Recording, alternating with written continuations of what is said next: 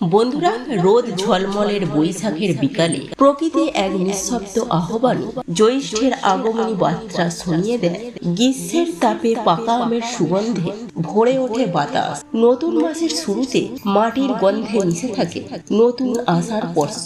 পবিত্র জ্যৈষ্ঠ মাসে কিছু খাবার খাওয়া যেমন জীবনের পক্ষে খুব ভালো বলে বিবেচিত করা হয়, ঠিক তেমনই কিছু খাবার একদমই এই জ্যৈষ্ঠ মাসে খাওয়া উচিত নয়। বিশেষ করে জ্যৈষ্ঠ মাসে ভুলেও খাবেন না এই তিনটি সবজি। নানান রোগ ব্যাধি, চরম আর্থিক কষ্ট এবং সংসারে অশান্তি আর দুর্ভাগ্য আসবে। জ্যৈষ্ঠ মাসের পূর্ণিমা পড়ে জ্যেষ্ঠা নক্ষত্রে, তাই এই মাসের নাম জ্যৈষ্ঠ। সনাতন হিন্দু ধর্মে পবিত্র জ্যৈষ্ঠ মাসে অনেক গুরুত্বপূর্ণ উৎসব পালিত হয়। জ্যৈষ্ঠ মাসে ভগবান বিষ্ণুর পূজা এবং গঙ্গা স্নান অত্যন্ত পুণ্যজনক। এই মাসে গঙ্গা দশহরা পালিত হয়, যা মা গঙ্গার স্বর্গ থেকে পৃথিবীতে আগমনের স্মৃতি বহন করে। এই দিনে গঙ্গা স্নান ও দান করলে পাপ মোচন হয় বলে বিশ্বাস করা হয়। শাস্ত্র অনুসারে এই মাসে শনিদেবের আবির্ভাব হয়েছিল। জ্যৈষ্ঠ মাসের শুক্লপক্ষে পড়ে বছরের অন্যতম একাদশী তিথি নির্জলা একাদশী। এই মাসে ভগবান বিষ্ণু ও ভগবান শিবের বিভিন্ন রূপে পূজা করা হয়ে থাকে। বিশেষ করে এই মাসে সত্যনারায়ণ পুজোর মাহাত্ম্য অনেক বেশি। অনেকে 19শে জ্যৈষ্ঠ তারিখে লোকনাথ বাবার তিরোভাব দিবস পালন করে। জ্যৈষ্ঠ মাসে ব্রাহ্মণ ও গরিব মানুষদের ফল, জলের পাত্র, ছাতা ও পাখা দান করা অত্যন্ত পূর্ণ ফলদায়ী। জ্যৈষ্ঠ মাসকে জল দানের মহা মাসও বলা হয়। জ্যৈষ্ঠ মাসের প্রতি সপ্তাহে মা মঙ্গলচণ্ডী মায়ের পুজো তথা জয় মঙ্গলবারের ব্রত পালিত হয় এবং এই মাসে ফলহারিণী কালী পূজা অনুষ্ঠান হয়। জ্যৈষ্ঠী অমাবস্যা বটবৃক্ষের পূজাও প্রচারিত। এই মাসে পালিত হয় সাবিত্রী চতুর্দশী ব্রত এবং শ্রী শ্রী জগন্নাথ দেবের স্নান যাত্রা। জ্যৈষ্ঠ মাসে পালিত হয় অরণ্য ষষ্ঠী তথা জামাই ষষ্ঠী। অন্যদিকে জ্যোতিষশাস্ত্র মতেও শনি দোষ, বাস্তু দোষ, গ্রহ দোষের প্রতিকার এবং দান করার জন্য জ্যৈষ্ঠ মাস বিশেষভাবে উল্লেখযোগ্য। নমস্কার বন্ধুরা, আজকের নতুন পর্বে আপনাদের সকলকে স্বাগত জানাই। আজ আমরা জানব স্বয়ং ভগবান শ্রীকৃষ্ণের বলা জ্যৈষ্ঠ মাসে কি কি করবেন আর কি কি করবেন না, এবং জ্যৈষ্ঠ মাসে কোন খাবার খাওয়া উচিত এবং কোন খাবার খাওয়া একেবারে উচিত নয়। বিশেষ করে কোন তিনটি সবজি খাওয়া একেবারে উচিত নয়। এই মাসে যে নিষিদ্ধ সবজিগুলি খেলে জীবনে ঘনিয়ে আসতে পারে চরম আর্থিক কষ্ট, পরিবারের সদস্যদের লেগে থাকবে নানান রোগ ব্যাধি, ঘরে এবং বাইরে অকারণে সৃষ্টি হবে অশান্তি, ব্যবসা বা চাকরির জায়গায় নানা রকম বাধা আসবে, রোজগার কমে যেতে পারে, সংসারে নেমে আসবে চরম দুর্ভাগ্য, দারিদ্রতা। আপনি জ্যৈষ্ঠ মাসে কোনো ব্রত পালন করুন বা নাই করুন, কিন্তু এই মাসে অবশ্যই শাস্ত্র অনুসারে নিষিদ্ধ খাবারগুলি এড়িয়ে চলুন। তাহলে আপনার বাড়ি থেকে বাস্তুদোষ দূর হবে এবং সারা বছর মা লক্ষ্মীর কৃপা থাকবে। আপনি আর আপনার পরিবার সুরক্ষিত থাকবেন, সুস্থ থাকবেন। এছাড়াও আমরা জেনে নেব জ্যৈষ্ঠ মাসের অতি প্রাচীন এবং শক্তিশালী 5টি উপায়, যেগুলি আপনার সংসারে আয় উন্নতি বৃদ্ধি করবে। বন্ধুরা, জ্যৈষ্ঠ মাস বাংলা বছরের দ্বিতীয় মাস এবং এটি গ্রীষ্মের তীব্রতম সময়। পরিবেশে এই সময় তাপমাত্রা খুবই বেশি থাকে। সেই কারণে জ্যৈষ্ঠ মাসে নানা অসুখ বিসুখ ছড়িয়ে পড়ার আশঙ্কা থাকে। এই সময় রোদে বেশি ঘোরাঘুরি করলে হিট স্ট্রোক হওয়ার সম্ভাবনা বেড়ে যায়। তাই বন্ধুরা, ছাতা ব্যবহার করুন এবং ছায়াযুক্ত স্থানে থাকার চেষ্টা করুন আর বারে বারে জল খান। এই মাসে কোনো প্রকারে ভারী ব্যায়াম করবেন না। জ্যৈষ্ঠ মাস ধর্মীয়ভাবে অত্যন্ত তাৎপর্যপূর্ণ এবং এই মাসে বিভিন্ন ধর্ম ও সম্প্রদায় নানা গুরুত্বপূর্ণ আচার অনুষ্ঠান ও উৎসব পালিত হয়। আবার জ্যৈষ্ঠ মাস ফলের রাজা, আমের মাস। আমকে সনাতন ধর্মে রসালো এবং পূর্ণতার প্রতীক হিসাবে ধরা হয়। এই মাসে গৃহ দেবতাকে আম ভোগ নিবেদন করলে ও আম দান করলে পূর্ণ ফল পাওয়া যায়। জ্যৈষ্ঠ মাস জুড়ে গঙ্গায় বা কিংবা কোনো পবিত্র নদীতে স্নান করা অত্যন্ত পুণ্য ফলদায়ী। বিশেষ করে জ্যৈষ্ঠ পূর্ণিমা বা শান যাত্রার দিন, একাদশী ও গঙ্গা দশহরা তিথিতে গঙ্গা স্নান করলে জন্ম জন্মান্তরের পাপমোচন হয় বলে বিশ্বাস করা হয়। জ্যৈষ্ঠ মাসে দুটি একাদশীর ব্রত পালিত হয়, অপরা একাদশী এবং নির্জলা একাদশী।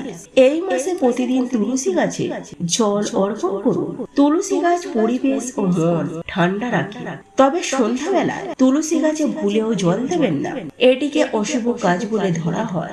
জ্যৈষ্ঠ মাসে পথচারীদের পানীয় জল, ফল বা শরবত দান করলে তা বিশেষ পুণ্য ফলদায়ী।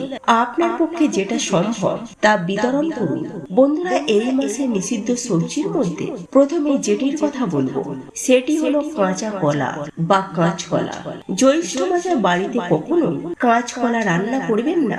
পরিবারের কোনো সদস্যই এই মাসে কাঁচকলা ভাতে বা কাঁচকলার কোপ্তা বা কাঁচকলার তরকারি খাবেন না। গ্রীষ্মকালে কাঁচকলা মানুষের শরীরে অতিরিক্ত গ্যাস সৃষ্টি করে এবং হজমের পক্ষে ভারী খাবার।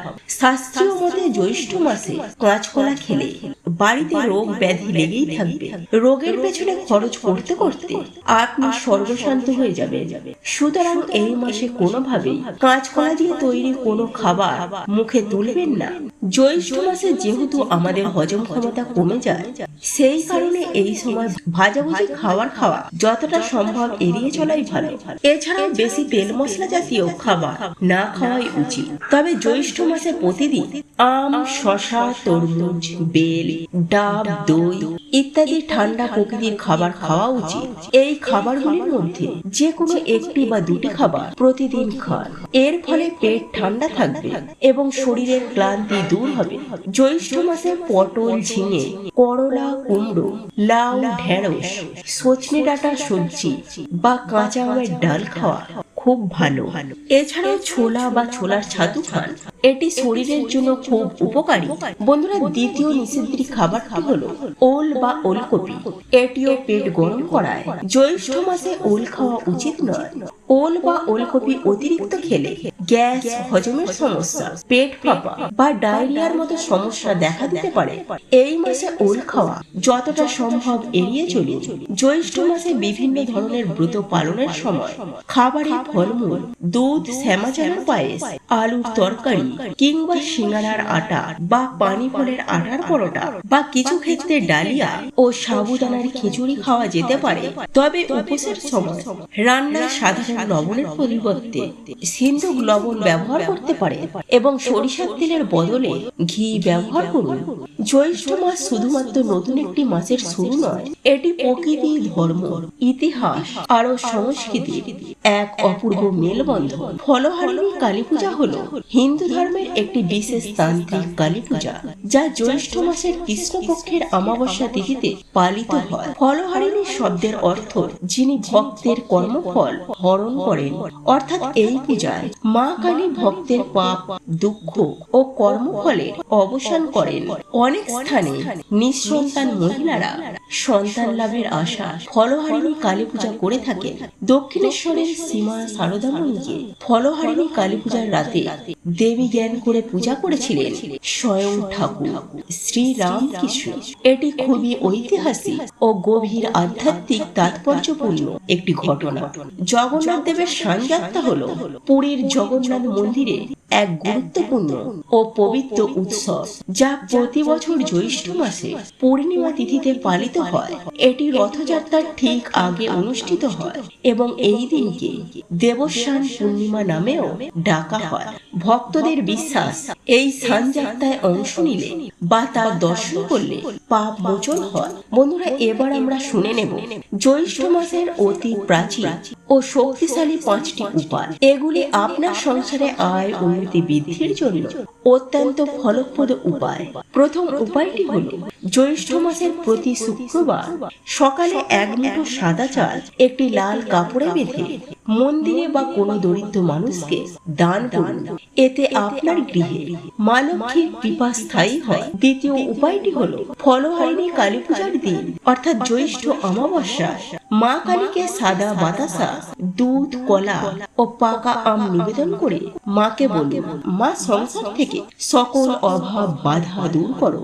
এই রাতে মা কালীকে ফল মিষ্টি নিবেদন করলে অশুভ শক্তি দূর হয়। তৃতীয় উপায়টি হলো জ্যৈষ্ঠ মাসের প্রতিটি মঙ্গলবার একটি লাল কাপড়ে 1 চিমটি লবণ ও 5টি লবঙ্গ বেঁধে রান্নাঘরের কোণায় রাখুন।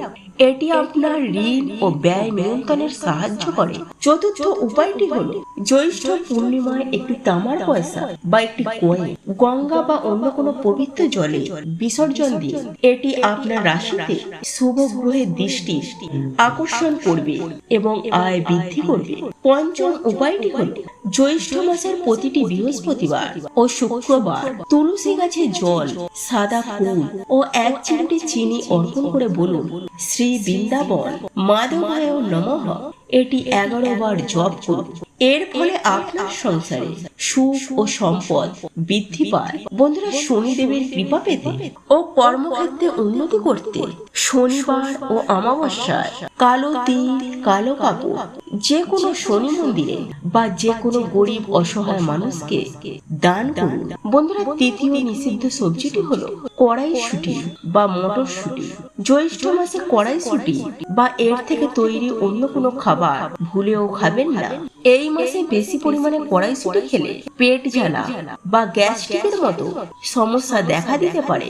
তাই শাস্ত্রে জ্যৈষ্ঠ মাসে কড়াইশুঁটি খাওয়া মানা করা হয়েছে। এছাড়াও কোনো প্রকারের নেশা জাতীয় খাবার এই মাসে না খাওয়াই ভালো। এছাড়াও জ্যৈষ্ঠ মাসে অতিরিক্ত কটু বা ঝাল, পেঁয়াজ, রসুন এবং অতিরিক্ত গরম তেল মশলা জাতীয় খাবার না খাওয়াটাই ভালো।